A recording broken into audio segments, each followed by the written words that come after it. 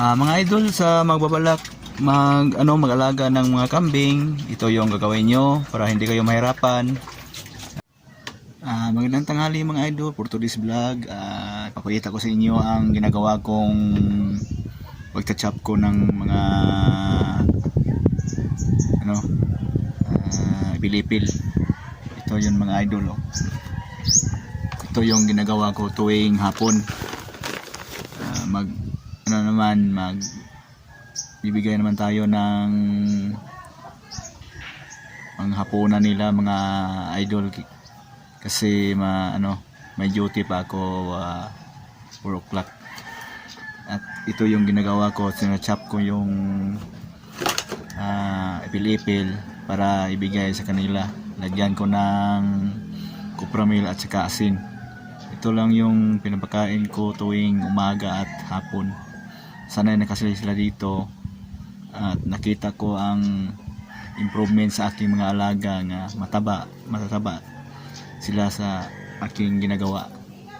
Ito yun mga idol, for today's vlog mga idol. Sana suportahan nyo ko sa aking pagbablog para matuloy-tuloy ko yung pagbablog ko. Ito yung isang kambing ko mga idol, si George yung pangalan ng kambing kong isa. Pangpito yung siya yung pangpito. Ang 6 nandoon sa tangkal ko mga idol. Sanay na kasi sila to kumakain mga idol, kasi ito yung pinapakain ko araw-araw. Kumuha ko ng pil-ipil sa bundok at saka bibigay ko sa kanila. Ito yun mga idol,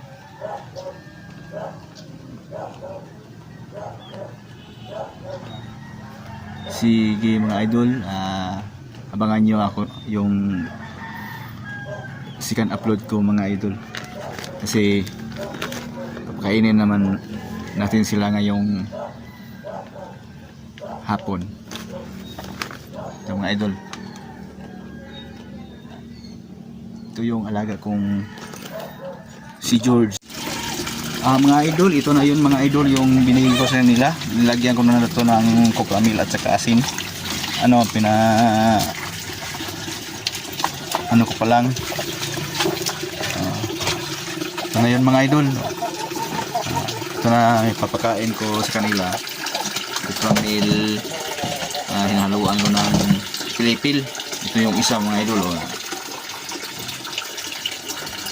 Kain na niya mga idol. Maya-maya ibibigay ko na sa kanila to. Tapos pinaano ko pa lang, medyo mahalo siya ng maayos. Ito na yun mga idol. Sinabi ko kanina na ipapakita ko sa inyo yung proseso ko, yung pag nilagay ko ng pil-ipil at saka kupramil. Yan, yung isa mga idol, ang takaw kumain mga idol, kasi gutom na sila kasi ganitong oras yung binibigay ko sa kanila.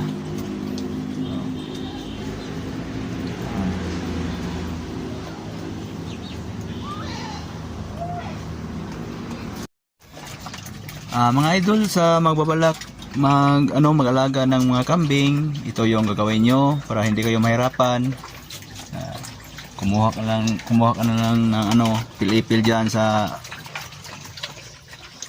bundok, tapos chop nyo lang, lagyan nyo ng kupramil, medyo kunting asin. Ito lang gagawin nyo para hindi kayo mahirapan sa pagpapastol. Kita nyo naman mga idol, tatakaw nilang kumain basta masasanay sila.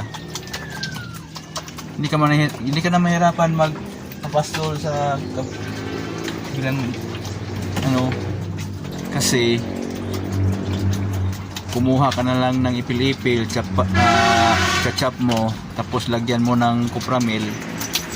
Ganito lang, nasa kulungan lang sila. Hindi mahirap to, basta ganitong process mga idol. Hindi kagaya ng iba dyan nga magpapastol pa sila. Masyadong mainit sa labas. Dito nasa ano lang.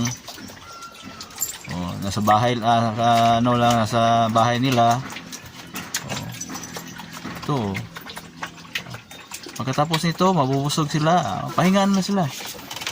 Ganito lang proseso mga idol. Kita nyo naman mga idol, oh. Kita nyo naman ang katawan nila. Almost 1 year na to ginagawa ko mga idol. Ganitong proseso. Kumuha ka na lang na ipil-ipil, tapos chachap mo, lagyan mo ng kupramil. Ganito lang, hindi ka na mahihirapan magpastol. Sige mga idol, maraming salamat sa papanonood. Please subscribe my YouTube channel. Please follow. Maraming salamat mga idol.